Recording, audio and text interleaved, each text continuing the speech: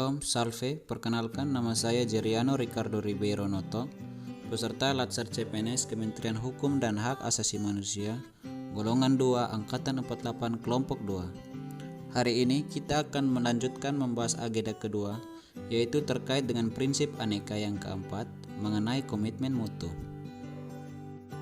Komitmen mutu ini terdiri dari beberapa indikator yang meliputi konsep efektivitas, efisien, inovatif, dan orientasi mutu.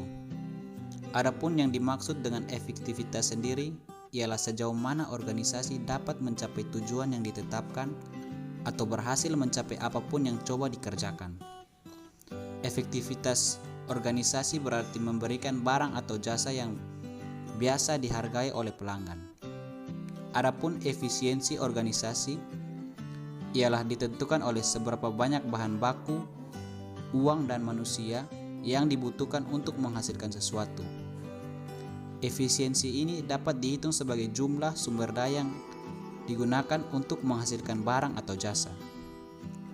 Sedangkan inovasi adalah cara utama di mana suatu organisasi dapat beradaptasi terhadap suatu perubahan-perubahan di pasar, teknologi, ataupun di persaingan. Dan orientasi mutu ini merupakan suatu yang menjadi kebutuhan dan keinginan konsumen. Nilai-nilai dasar komitmen mutu dalam memberikan layanan prima sekurang-kurangnya akan mencakup beberapa hal. Yang pertama, memberikan pelayanan yang menyentuh hati untuk menjaga dan juga memelihara customer agar setia, tidak berpindah ke yang lain. Yang kedua, menghasilkan produk atau jasa yang berkualitas tinggi tanpa adanya cacat, tanpa kesalahan, dan juga tidak ada pemborosan. Lalu, mampu beradaptasi dengan perubahan yang terjadi, baik berkaitan dengan pergeseran tuntutan maupun perkembangan teknologi. Selanjutnya, menggunakan pendekatan ilmiah dan juga inovatif dalam pemecahan masalah dan juga pengambilan keputusan. Yang kelima, melakukan upaya perbaikan secara berkelanjutan melalui berbagai cara, baik melalui pelatihan-pelatihan, kemudian pengembangan ide kreatif maupun secara berkolaborasi. Lalu, bagaimana cara penerapan dalam kehidupan sehari-hari atau di dalam pekerjaan kita? Sebetulnya banyak cara yang bisa dilakukan untuk senantiasa memperbaiki mutu layanan. Hal yang paling dasar, kita harus memahami dulu fungsi, tugas pokok, dan peran yang diberikan institusi, serta kita harus memiliki kompetensi sesuai dengan bidang pekerjaan kita. Lalu harus merencanakan target mutu apa yang ingin dicapai.